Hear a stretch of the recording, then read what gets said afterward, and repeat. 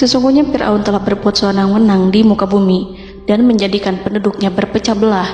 Dia bertindak semena-mena, lalim, melampaui batas, lebih mementingkan kehidupan dunia dan berpaling dari ketaatan Rob yang Maha Tinggi.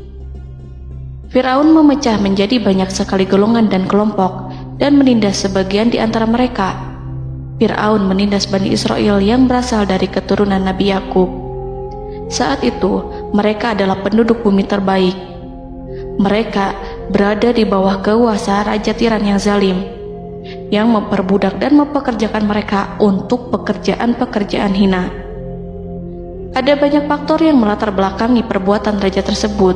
Selain karena kebencian, ada juga faktor ramalan yang beredar pada saat itu. Bani Israel mengalami siksaan dan penyiksaan yang tak terkira. Nabi Musa diutus oleh Allah Subhanahu wa Ta'ala untuk membebaskan Bani Israel dan telah berulang kali memperingatkan Fir'aun agar membebaskan kaumnya. Namun Fir'aun tetap bersikeras dan menolak. Suatu hari Allah Subhanahu wa Ta'ala memerintahkan Nabi Musa untuk kembali kepada Fir'aun dan menunjukkan mukjizat. Di sana Nabi Musa menunjukkan beberapa mukjizat, termasuk mengubah tongkatnya menjadi ular raksasa dan di tangannya mengeluarkan cahaya. Namun Fir'aun tetap ingkar, dan dari situlah awal mula kehancuran Fir'aun dan pengikutnya. Tentang bagaimana detail kisah lengkapnya serta kelanjutan nasib Fir'aun, dari mana awal mula keangkuhan Fir'aun sampai mengakui dirinya sebagai Tuhan, serta dari mana sumber kekayaan Fir'aun yang sampai penasihatnya saja Qorun bisa membangun istana megah, akan dibahas lengkap di sini.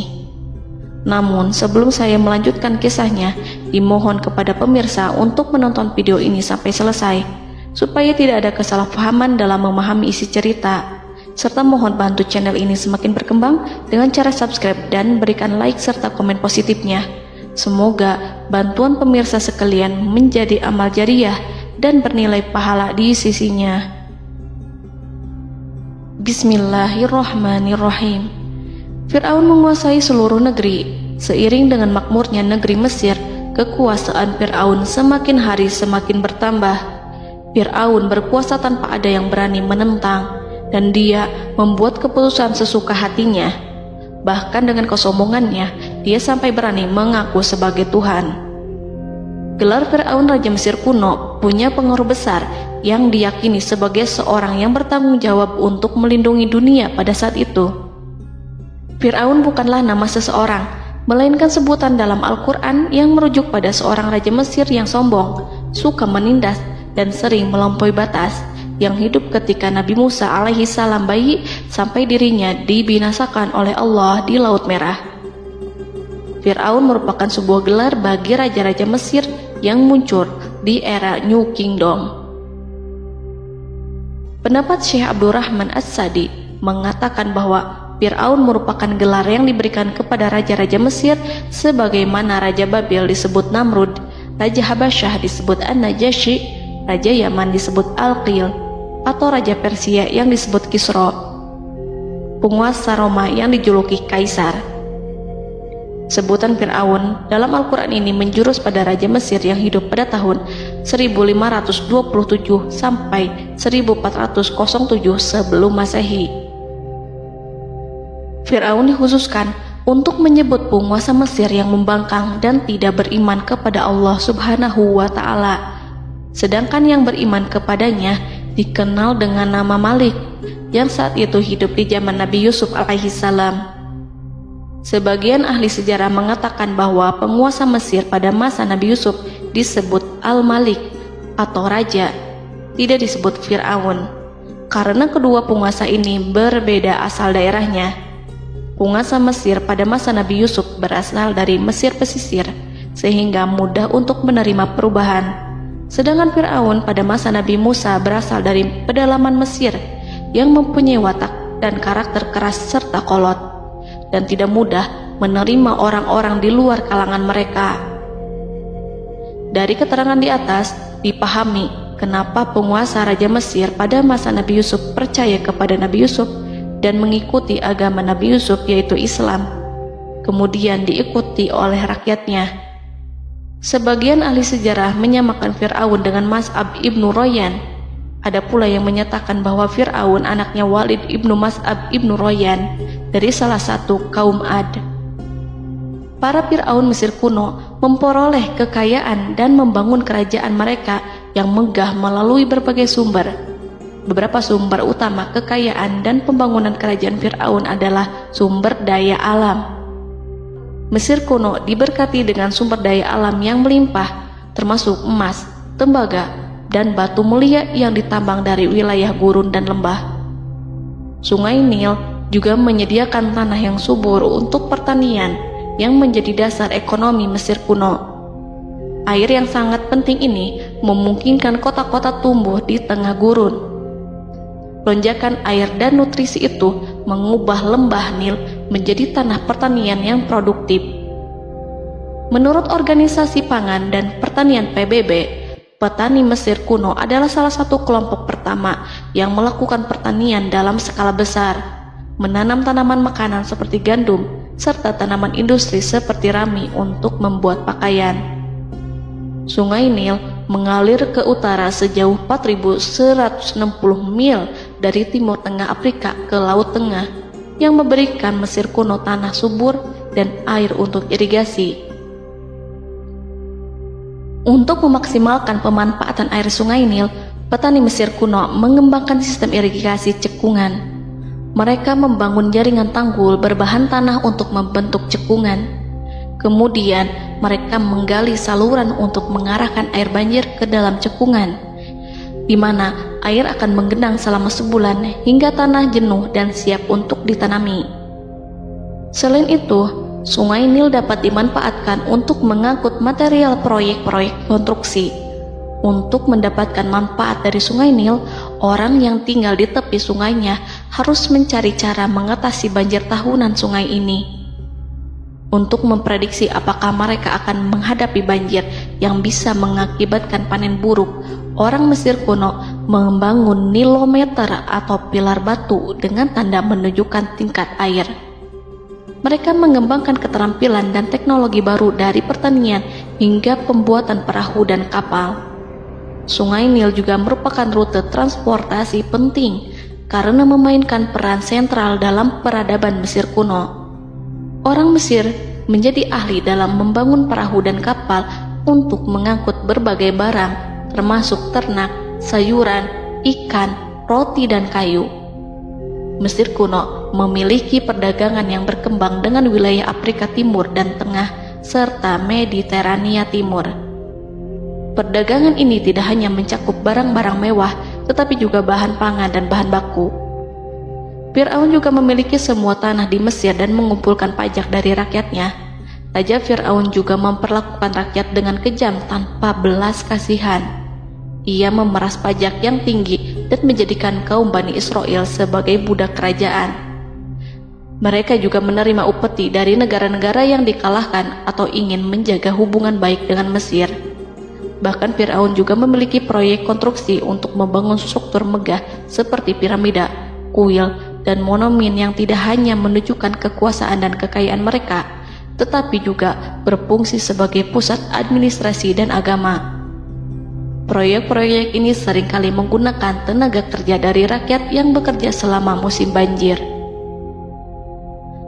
Kekayaan dan kerajaan megah Fir'aun merupakan hasil dari pengelolaan sumber daya yang efisien, eksploitasi sumber daya alam, dan kebijakan ekonomi yang cerdas.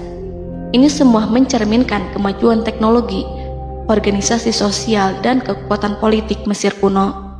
Kekayaan para Fir'aun Mesir kuno memang sangat luar biasa dan telah menjadi topik penelitian dan kekaguman selama berabad-abad.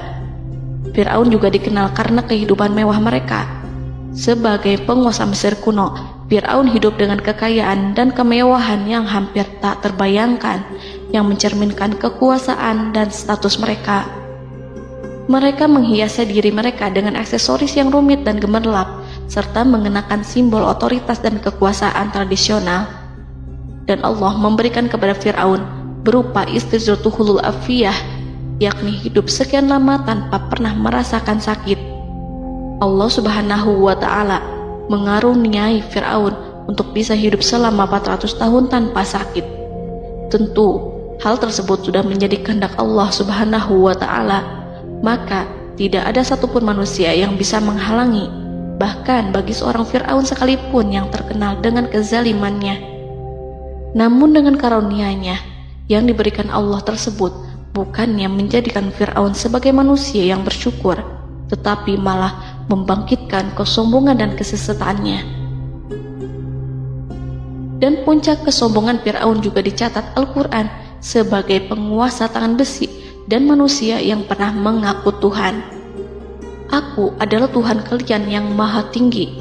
Quran Surat An-Najiat ayat 24. Fir'aun hidup selama 446 tahun. Selama hidupnya, Fir'aun memiliki tubuh yang sehat dan bugar tanpa pernah mengalami sakit, meski hanya berupa pusing atau flu sekalipun. Fir'aun bahkan tidak pernah merasakan kelelahan. Fir'aun tidak pernah merasakan perihnya lapar, kerongkongannya tidak pernah tersentuh panasnya dahaga. Seandainya dalam semalam saja Fir'aun dilanda sakit berupa pusing atau demam, maka ia akan sibuk untuk mengurus dirinya sendiri dan tidak berpikiran untuk mengaku bahwa ia adalah Tuhan. Hal ini pun dijelaskan dalam kitab Ihya Ulumuddin Al-Qut Al-Qulub oleh Imam Al-Ghazali. Sesungguhnya yang menyebabkan Fir'aun sampai berani mengatakan, "Aku adalah Tuhan kalian yang maha tinggi," hal ini disebabkan karena ia mengalami masa sehat dalam hidupnya yang begitu lama. Kekejaman Raja Fir'aun diikuti dengan kesombongannya. Ia enggan bersyukur atas kemakmuran yang dianugerahkan Allah Subhanahu wa Ta'ala. Ia justru menjadikan negeri Mesir penuh dengan kemusyrikan. Sungguh, dia Fir'aun termasuk orang-orang yang berbuat kerusakan, dan kami hendak memberi karunia kepada orang-orang tertindas di bumi, dan hendak menjadikan mereka pemimpin dan menjadikan mereka orang-orang yang mewarisi bumi. Dan kami teguhkan kedudukan mereka di bumi, dan kami perlihatkan kepada Fir'aun dan Haman bersama bala tentaranya apa yang selalu mereka takutkan dari mereka. Surat Al-Qasas ayat 1-6. Haman yang merupakan penasihat dan sekaligus pelaksana proyek pembangunan menara untuk Fir'aun yang ikut berkontribusi dalam kesesatan Fir'aun, dan dia juga yang menjadi aktor utama atas kezaliman Fir'aun yang nantinya memberikan nasihat kepada Fir'aun dan mendorongnya untuk menolak ajaran Nabi Musa alaihi salam. Faktor yang mendorong Fir'aun melakukan tindakan keji ini adalah Bani Israel yang mempelajari suatu hal yang mereka riwayatkan dari Ibrahim, bahwa suatu saat nanti akan lahir seorang anak Bani Israel yang akan menghancurkan kekuasaan Raja Mesir. Berita gembira ini terjadi saat insiden antara Sarah, istri Nabi Ibrahim alaihissalam, dengan Raja Mesir yang saat itu berniat jahat terhadap Sarah. Namun Allah menjaganya. Berita gembira ini santer terdengar di antara Bani Israel. Kaum Kipti juga membicarakan berita ini, hingga sampailah juga ke telinga Fir'aun.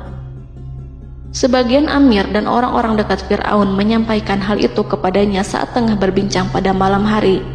Waktu itu Fir'aun langsung menginstruksikan untuk membunuh seluruh anak laki-laki Bani Israel untuk mengantisipasi kelahiran anak yang dimaksud.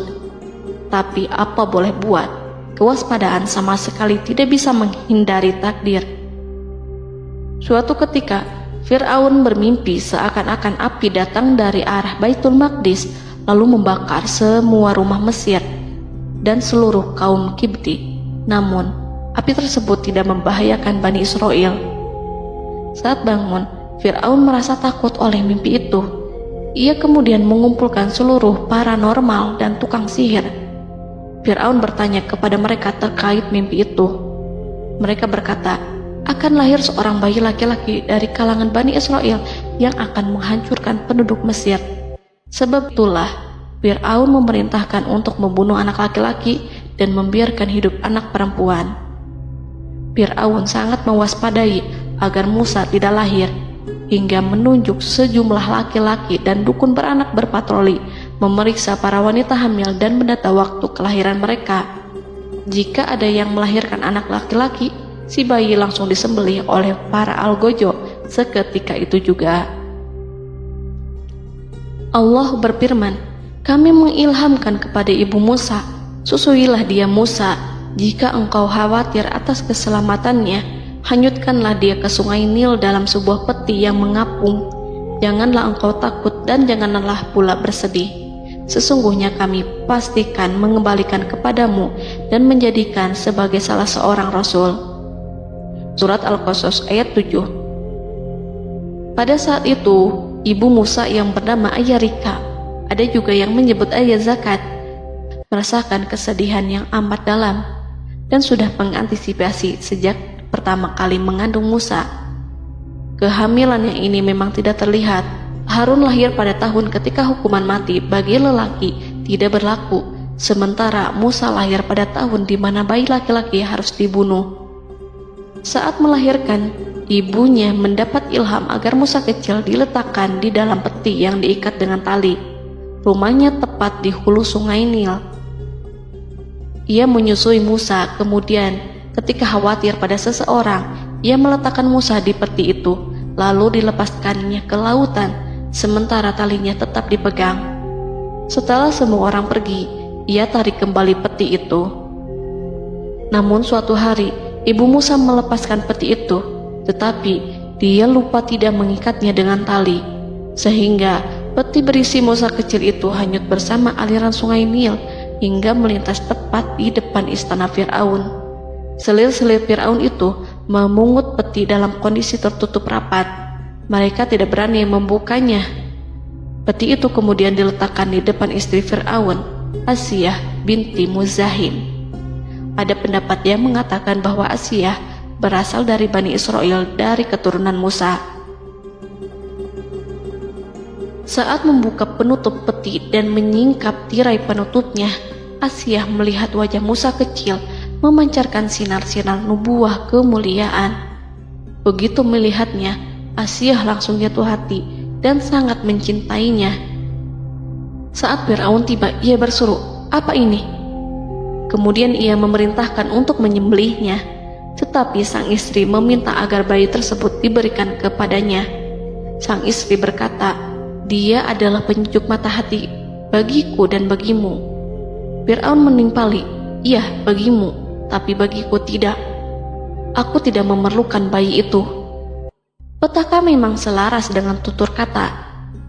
Kata-kata istri Fir'aun, mudah-mudahan dia bermanfaat kepada kita. Allah memberikan manfaat yang ia harapkan. Di dunia, Allah memberikan hidayah padanya melalui sosok Musa, dan di akhirat, Allah menempatkan dia di surganya karena Musa. Atau kita ambil dia menjadi anak. Keduanya pun mengadopsi Musa karena mereka berdua tidak punya anak. Perkataan Asiyah ini diabadikan dalam Al-Quran surat Al-Qasas ayat 9. Dan berkatalah istri Fir'aun, "Ia adalah penyejuk mata hati bagiku dan bagimu. Janganlah kamu membunuhnya. Mudah-mudahan ia bermanfaat kepada kita atau kita ambil ia menjadi anak." Sedangkan mereka tidak menyadari. Dalam ayat ini Allah Subhanahu wa Ta'ala berfirman yang artinya, sedangkan mereka tidak menyadarinya. Ibnu Katsir menjelaskan maksud dari ayat ini, mereka tidak mengetahui apa yang dikehendaki Allah, bahwa di tangan anak itulah terjadinya kehancuran masa depan Fir'aun dan bala tentaranya. Mereka tidak mengetahui hukuman besar Allah yang dikehendaki terhadap Fir'aun dan pasukannya. Mereka tidak tahu bahwa Allah menakdirkan mereka untuk memungutnya.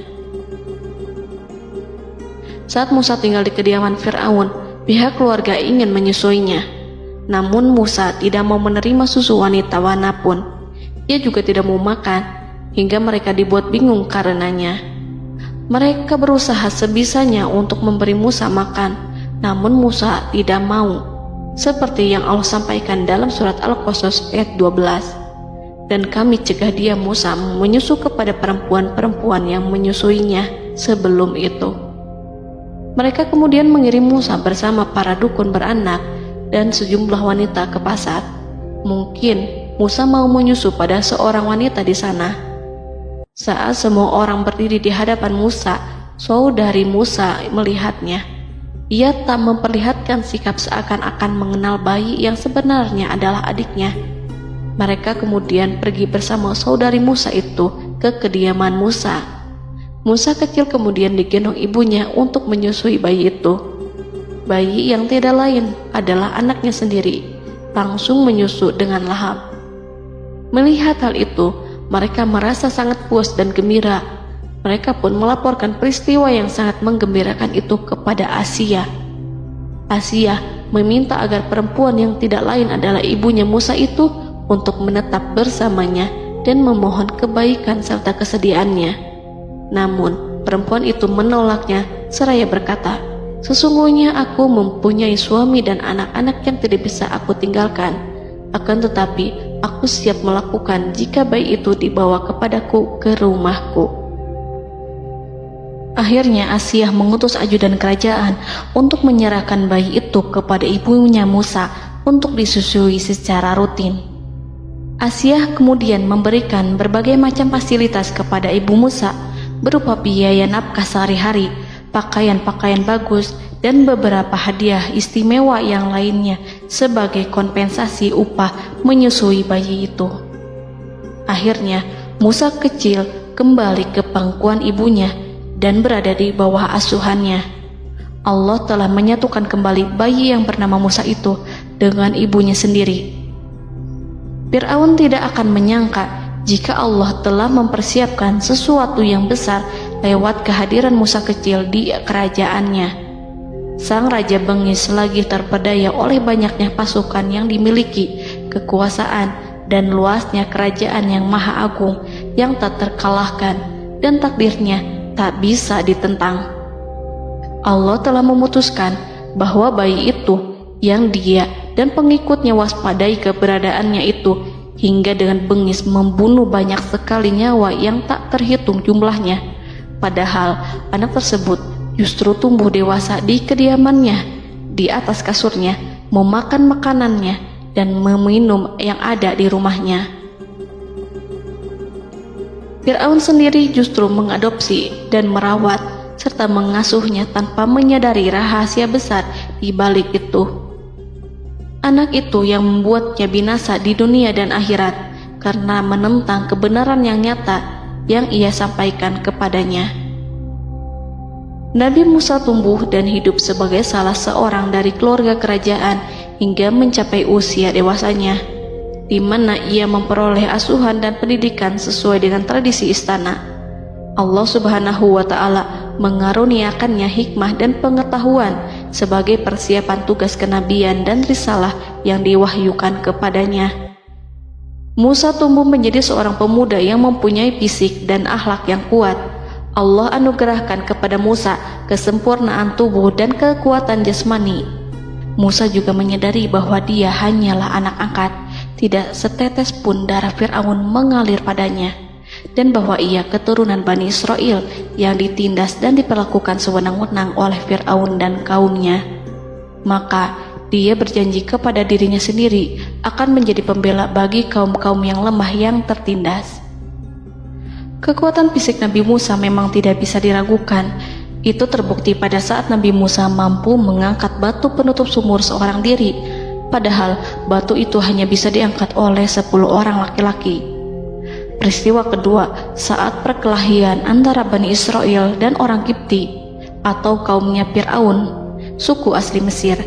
Saat orang Israel meminta pertolongan kepada Musa untuk mengalahkan orang Kipti, Musa menghampiri orang Kipti tersebut. Dengan tangan terkepal, Musa meninju orang Kipti dan matilah musuhnya itu. Orang Kipti hanya mati karena pukulan itu. Musa tidak sengaja dan tidak bermaksud untuk membunuh orang Kipti. Musa hanya berniat membuatnya jera. Dan karena peristiwa itulah Nabi Musa pergi meninggalkan Mesir karena Musa takut terhadap Fir'aun dan tentaranya yang akan membunuhnya.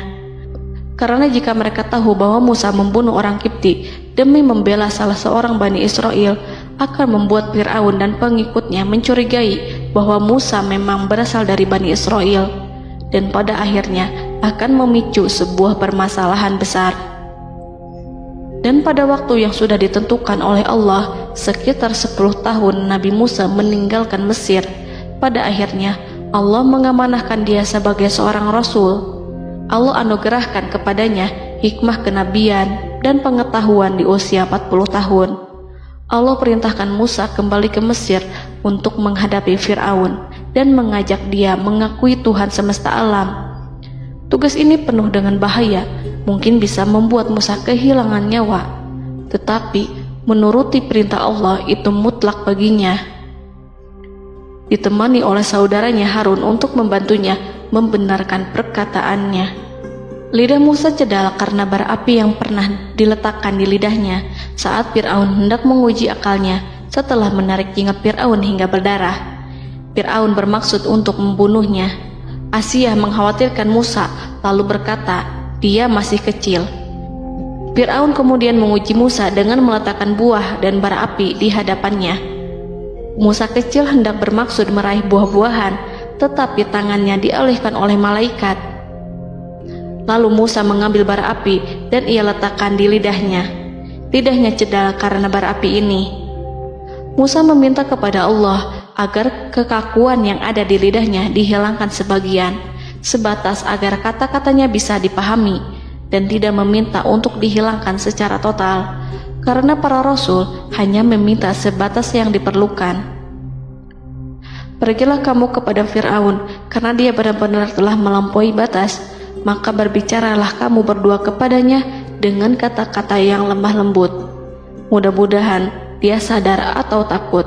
Quran Surat Toha ayat 42-43. Ini merupakan sifat santun dan kasih sayang serta rahmat Allah terhadap makhluknya, meski Allah mengetahui kekafiran dan kesewenang-wenangan dan kesombongan Fir'aun.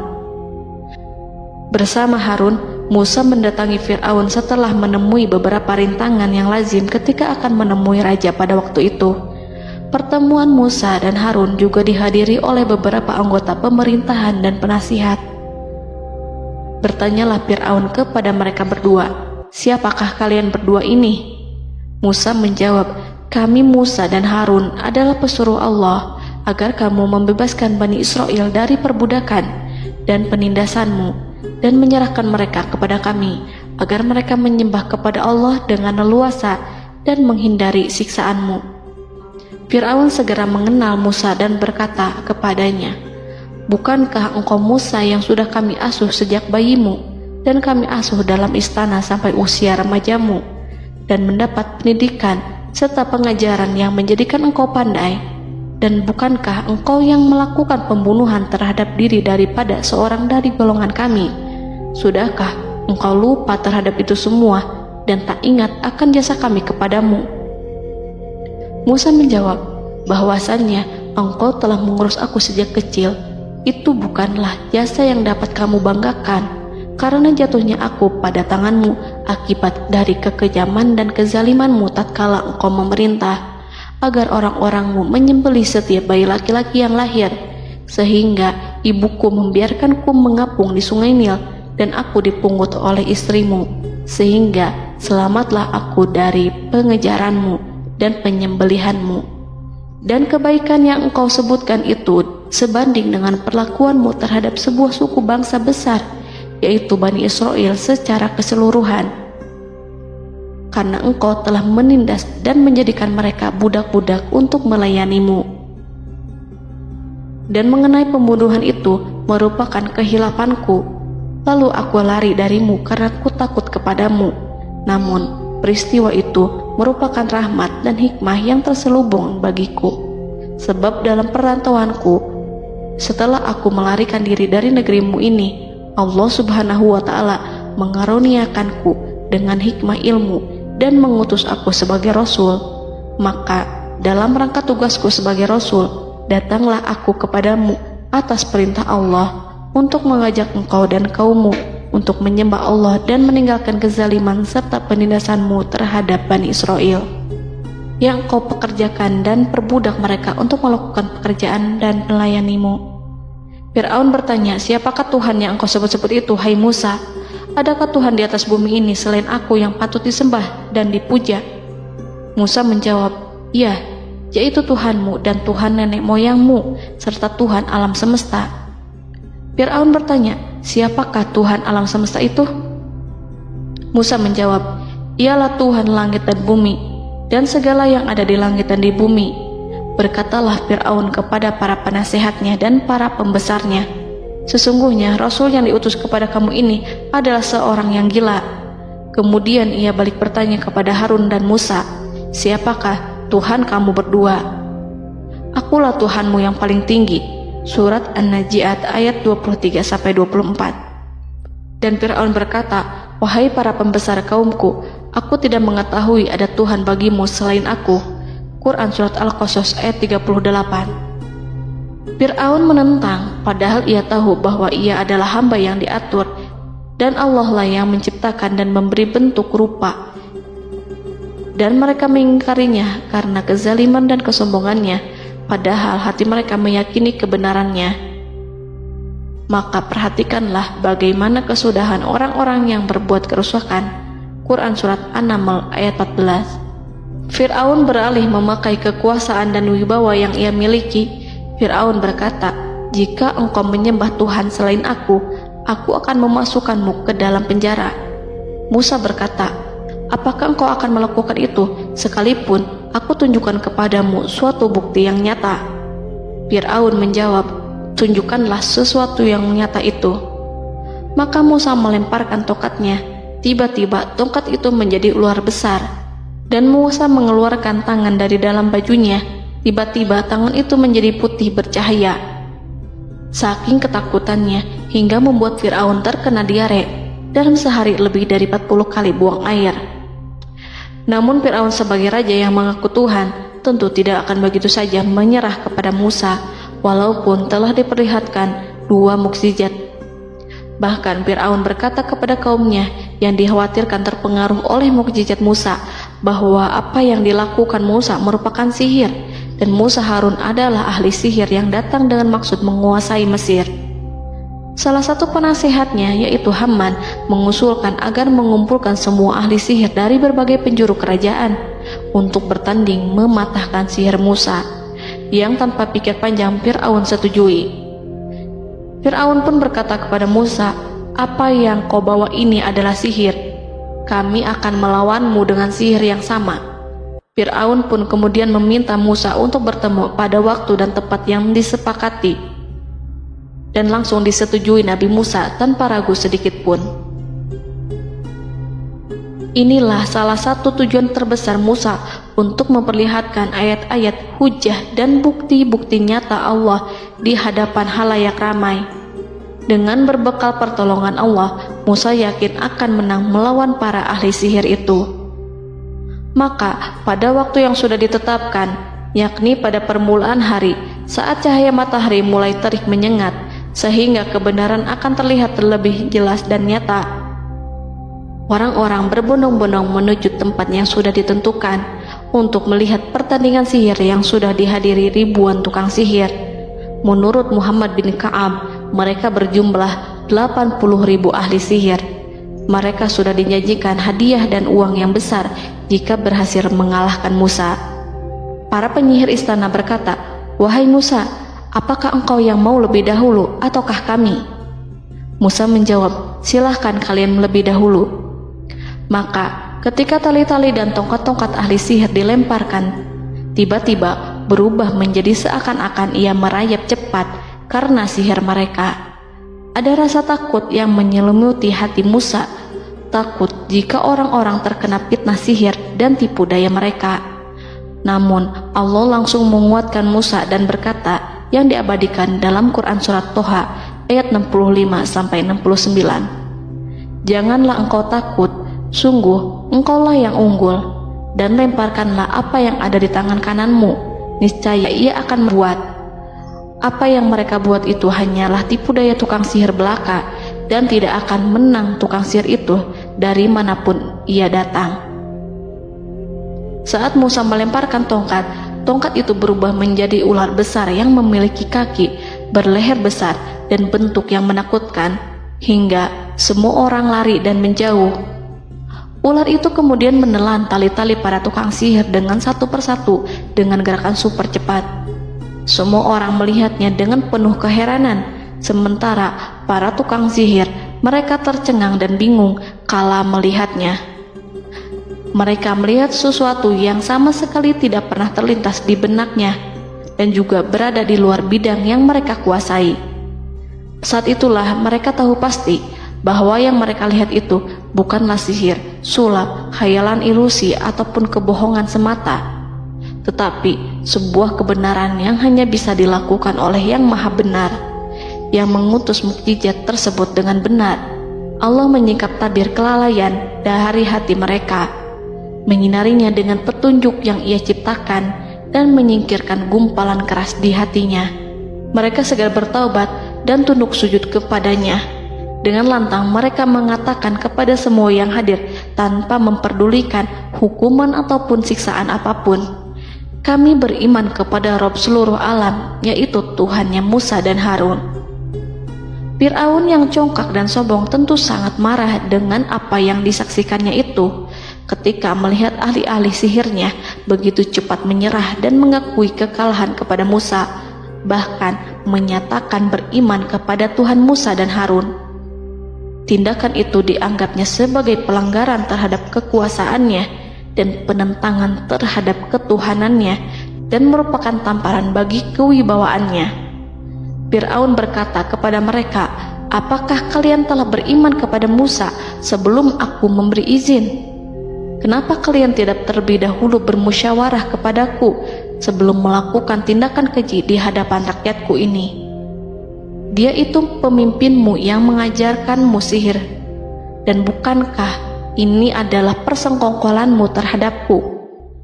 Musa dapat mengalahkan kamu sebab ia mungkin merupakan guru dan pembesar yang mengajari sihir kepadamu, dan kamu telah mengaturnya, dan sandiwaramu ini tak akan kubiarkan.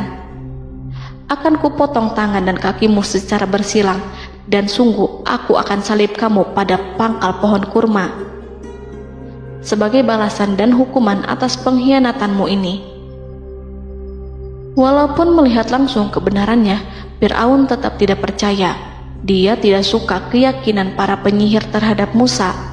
Para penyihir itu yang telah mengakui keimanan mereka kepada Allah tak merasa gentar ataupun takut, karena ketika para tukang sihir itu sujud, mereka melihat rumah dan istana-istana di surga yang telah dipersiapkan untuk mereka. Semuanya dirias untuk menyambut kedatangan mereka. Karena itu, mereka tidak peduli dengan ancaman Fir'aun. Setelah peristiwa kekalahan penyihir Fir'aun dengan mukjizat Nabi Musa itu, Fir'aun serta penasihat dan para pembesarnya, termasuk Haman, merencanakan penindasan yang lebih kejam untuk kaum Bani Israel dan merencanakan pembunuhan terhadap Nabi Musa. Fir'aun khawatir jika gerakan Musa tidak dipatahkan akan mengancam kerajaan dan kewibawaannya yang mengaku sebagai Tuhan. Walaupun sudah diingatkan oleh orang mukmin dari kalangan keluarga Fir'aun agar tidak membunuh Nabi Musa dan menyeru kembali menuju jalan yang benar dan mengingatkan kepada akibat yang buruk yang akan didapati nanti, namun Fir'aun dan penasihatnya tetap berada pada kesesatan.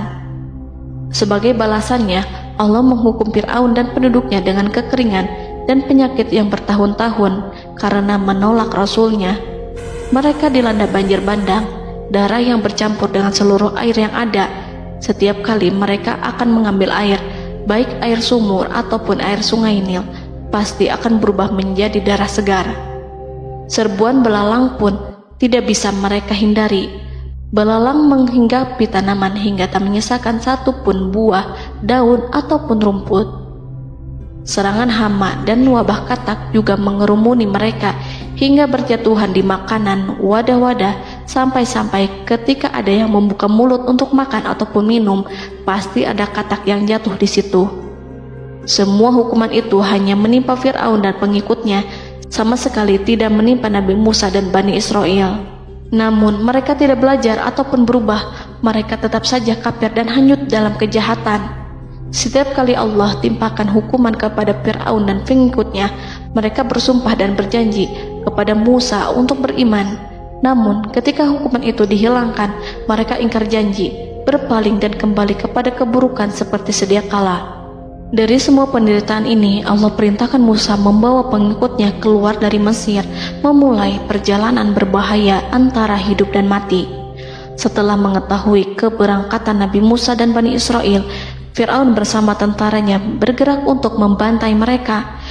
Dengan pasukan besar yang berjumlah lebih dari 1.600.000 personil, ditambah 100.000 ekor kuda berwarna hitam legam, Fir'aun berhasil mengejar rombongan Nabi Musa yang saat itu berjumlah 600.000 prajurit di pantai Laut Merah saat matahari terbit.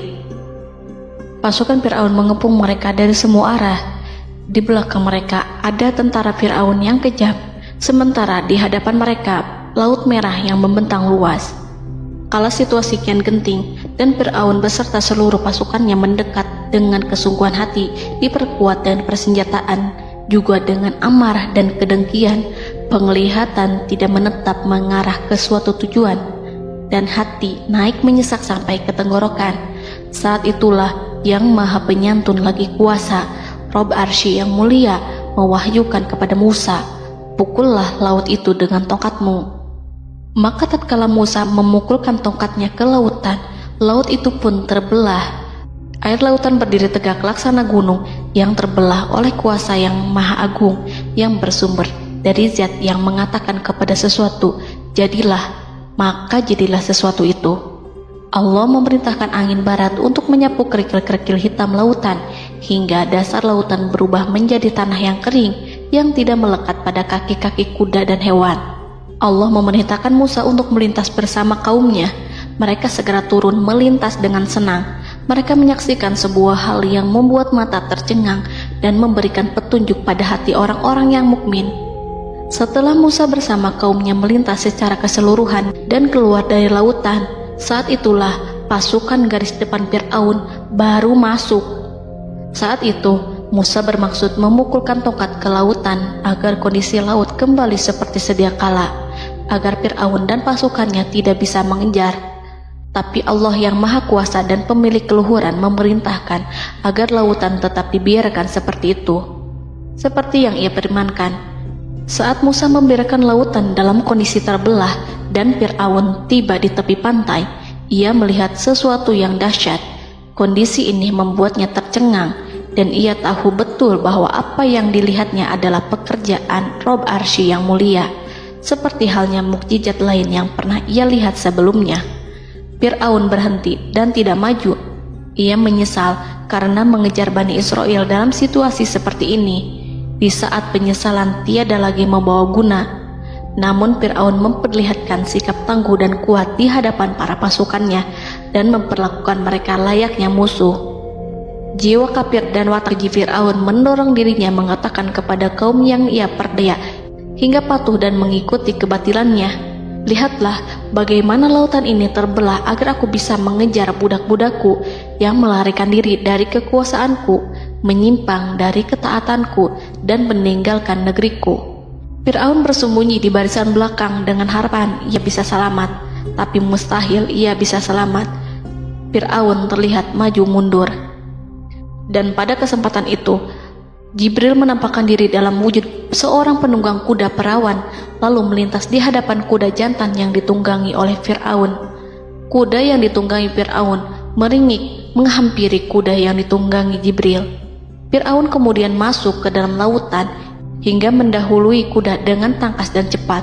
Fir'aun tidak menghindari mara bahaya dari dirinya ataupun mendatangkan manfaat. Mereka segera menyusul hingga semuanya berada di lautan. Setelah bagian depan hendak mencapai tepi, Allah memerintahkan Musa melalui wahyu untuk memukul lautan dengan tongkat. Musa memukul lautan dengan tongkat. Lautan kembali menyatu seperti sedia kala dan menenggelamkan mereka semua. Tak seorang pun yang selamat. Allah menggambarkan tentang bagaimana Fir'aun didengkot orang-orang kafir Kipti tenggelam. Gelombang besar sesekali turun dan sesekali naik membawa Fir'aun. Bani Israel melihatnya dan juga pasukannya, seperti apa siksa dan petaka besar yang Allah timpakan kepadanya dan juga pasukannya, agar Bani Israel senang dan lega.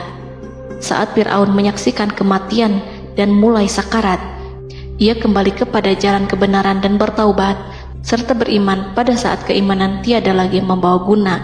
Seperti yang Allah sampaikan dalam ayat yang lain, sesungguhnya orang-orang yang dipastikan mendapat ketetapan Rabb-Mu tidaklah akan beriman meskipun mereka mendapat tanda-tanda kebesaran Allah hingga mereka menyaksikan azab yang pedih. Quran Surat Yunus ayat 96-97. Seperti itulah Musa mendoakan keburukan pada Fir'aun dan golongannya agar harta benda mereka dibinasakan, hati mereka diikat sehingga mereka tidak akan beriman hingga melihat siksaan yang pedih, yaitu ketika keimanan tidak ada lagi membawa guna bagi mereka, sekaligus sebagai penyesalan bagi mereka. Allah berfirman kepada Musa dan Harun saat keduanya mengucapkan doa tersebut, sungguh telah diperkenankan permohonan kamu berdua. Quran Surat Yunus ayat 89. Siksaan yang ditimpakan kepada Fir'aun dan pasukannya ini merupakan jawaban atas doa Musa dan saudaranya Harun. Dalam hadis riwayat Imam Ahmad, Rasulullah Shallallahu Alaihi Wasallam bersabda, saat Fir'aun berkata, aku percaya bahwa tidak ada Tuhan melainkan Rabb yang dipercaya Bani Israel, Jibril berkata kepadaku, wahai Muhammad, andai kau melihatku saat mengambil pasir lautan, lalu aku sumpalkan ke mulutnya karena khawatir jika rahmat menghampirinya. Ibnu Abbas dan lainnya mengatakan, sebagian Bani Israel meragukan kematian Fir'aun, bahkan ada yang menyatakan bahwa Fir'aun tidak mati. Allah kemudian memerintahkan lautan untuk mengapungkan jasad Fir'aun. Maka pada hari ini kami selamatkan jasadmu, yaitu dengan mengenakan baju perang yang dengannya kau dikenali, agar engkau dapat menjadi pelajaran bagi orang-orang yang datang setelahmu, yaitu agar kau menjadi bukti bagi Bani Israel atas kekuasaan Allah yang membinasakan Fir'aun. Karena itu, sebagian salaf membaca, kemungkinan yang dimaksud adalah kami menyelamatkan jasadmu beserta baju perangmu agar kau menjadi pelajaran bagi orang-orang setelahmu dari kalangan Bani Israel, dan mereka tahu bahwa kau telah binasa. Wallahu a'lam.